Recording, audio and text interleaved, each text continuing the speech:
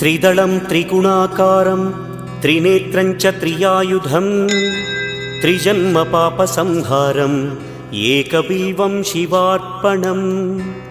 त्रिशाखैः बिल्वपत्रैश्च अच्छिद्रैः कोमलैः शुभैः तव पूजां करिष्यामि एकबिल्वं शिवार्पणम्